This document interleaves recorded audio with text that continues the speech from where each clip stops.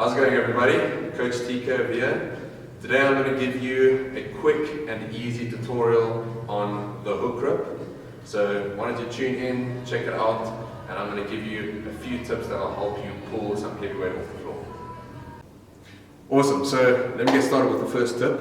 Okay, the very basic part of hook grip is where to grab the barbell. Okay, so I'm going to quickly show you how to grab the bar so you make sure that it doesn't roll out of your hand. So a big mistake that a lot of people make is they dig their hand really deep into that barbell, and then what happens is as soon as they pull, they lose that position. Okay, and once the bar starts rolling in your hand, you're going to completely lose the grip. Okay, some people, because of this, will actually tear some skin off or whatnot, but at the end of the day, they're going to lose the grip, they're going to lose the tightness, and the heavy weight, the 1 rep max, 2 rep max, whatever weight's on the bar, it's going to roll out the hand. Okay, and then you completely lost the bar. Okay, so the first thing you want to do when you grab the bar is you want it to sit right on the edge.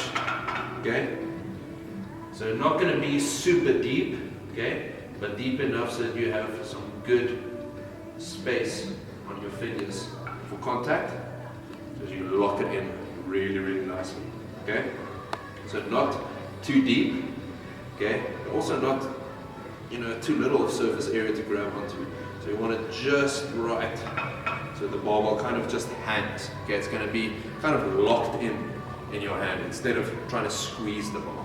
So let it rest, let it fall, let it kind of be locked in that position. Okay, so that's the first thing. So the second thing you want to consider is when we think about grip strength. Okay, the guys that pull with a mixed grip or even a double overhand if they can manage that.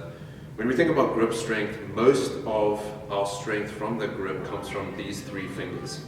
Okay, so your pinky, your ring finger, and your middle finger. Okay, that's where most of your grip is going to be in pretty much any pull movement. Okay, with the hook grip, however, we have most of the contact with our thumb with these 2 fingers. Okay, so what that's going to mean is our hand position is going to be a little bit different. Okay, and what I mean by that is when you pull with a mixed grip, okay, say now this is my underhand grip, okay, the weight is going to be locked in with these 3 fingers, okay, the last 3 fingers of your hand, okay, which means that the angle at which your arm is sitting at is going to be a little bit different. And the reason why is when we pull with the hook grip, right, because the weight is going to be hanging off these 2 fingers and of course the thumb, instead of trying to grab the bar with the fingers that usually give us a nice grip, okay, we're kind of going to pull it with a different angle. Okay, so we're going to have most of the weight hang off of those 2 fingers, and these last 2 fingers kind of just going to be there to assist us instead of helping pull the bar off the ground. Okay, so the angle at which your hand is going to be sitting at is going to be a little bit different. So you're going to see this part of your arm, it's going to be pretty straight in the front here. And over here, it's going to be just a little bit of an assist. Okay, so just think about that when you grab the bar, set in your hook grip, and start pulling. Okay, the inside of your arm is going to be quite straight, just because the weight is now hanging off of those 2 fingers. Okay, instead of trying to get the hook grip in and then grab with those last fingers to get that extra grip, okay, that's just going to pull you out of position as soon as the bar starts falling while you're pulling it up. Okay, so that's the second thing. Yeah, the next thing we want to consider is making sure that the hook grip is locked in before we actually start pulling off the ground. Again, when we dig in too deep and we start pulling, it's going to slide in our hand a little bit. Okay, and we might lose the position. But also, if you don't lock it in completely and test the pull first before you start pulling, there is the risk of kind of losing that tension. This is specifically for me what happens. Okay, so it's not necessarily suited for everyone. Some people get in a nice grip, lock it in, and it's perfect. But for people like myself, I need to do like a little yank before I pull the ball off the ground. So this is what I'll do. I'm going to run you through exactly what it is, what my setup looks like before I start pulling off the floor. Okay, so when I approach the bar, I obviously get my feet settled. Okay, then I'll get my hook grip in. Okay, again, not too deep, just on those front fingers at the edge. Okay, these last fingers will just be there for some assistance. Okay, then from this position, do a little yank with a brace just to get it locked in. And as soon as it's locked in that perfect position, then I'll start pulling. And then it sits nice and tight. Okay, so I want you to consider that. If it is an issue for you when you start pulling, that you feel a little bit of that roll out in your hand.